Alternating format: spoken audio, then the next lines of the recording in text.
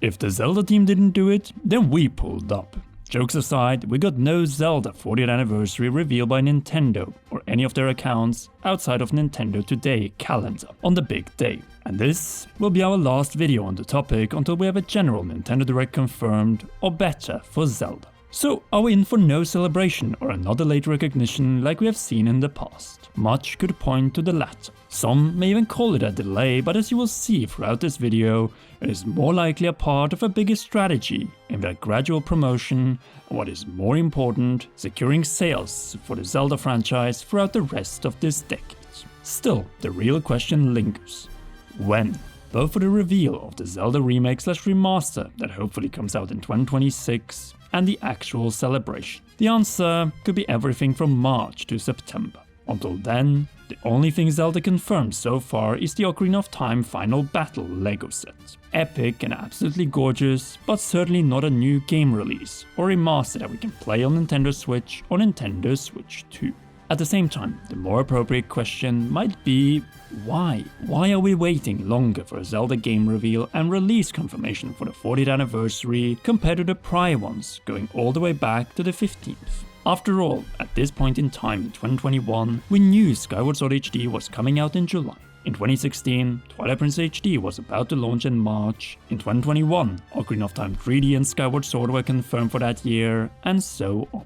It is an anomaly, but one that is understandable seeing that we have two other big franchises already celebrating their anniversaries and with major things to come.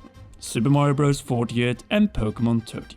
Two anniversaries that are taking place in the current fiscal year with smaller releases in February and March. Right here we find the main reason as to why February came and went, as Zelda 40th celebration is still a future thing rather than current celebration, since all focus is on Pokemon this month. Starting with Pokepark, then a surprise announcement of the re-release of Fire Red and Leaf Green, all building up to the main event, Gen 10. So when will it be Zelda's turn to get its first proper game reveal since Nintendo Switch 2 Nintendo Direct on April 2nd, 2025?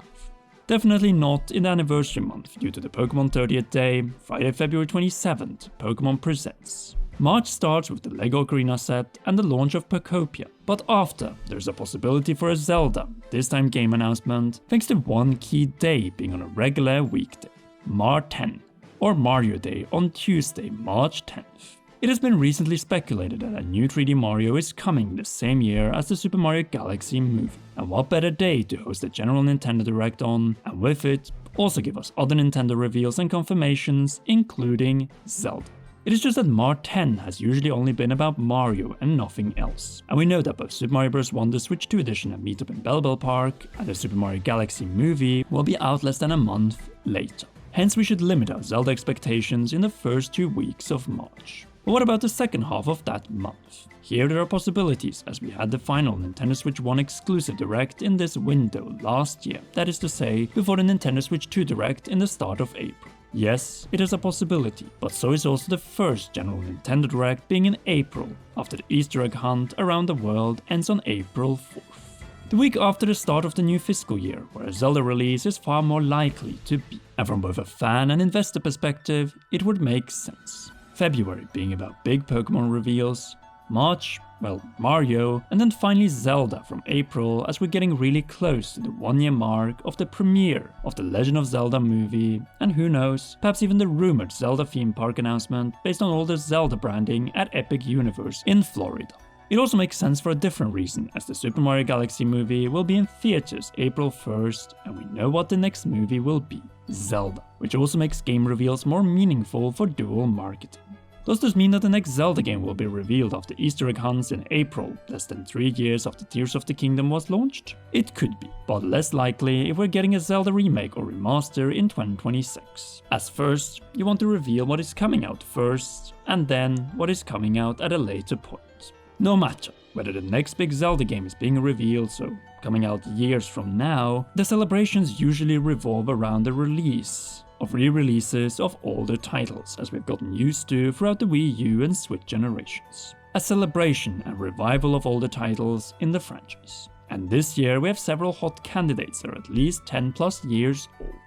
But with that said, it isn't as hard as you might think, as Breath of the Wild is already 9 years old. Either way, the candidates are clear, and one has been rumored for a long time: Ocarina of Time remake. And yes, my hope was wrong, it wasn't revealed in February. In fact, I'm willing to admit that 3D Zelda could even take a break in 2026, apart from GameCube Switch Online, seeing that 2025 was full of paid 3D Zelda experiences. There we had the Wind Waker GameCube NSO, Switch 2 editions of Breath and Tears, and naturally, Hyrule Warriors Age of Imprisonment. It also makes sense to finally celebrate the original top-down Zelda games with the first top-down Zelda remake in 7 years. The Oracle games are especially hot here, as one of them contains the dungeon layouts of the original Zelda game. But we also have the Minish Cap, which objectively is easier to remake as a single title.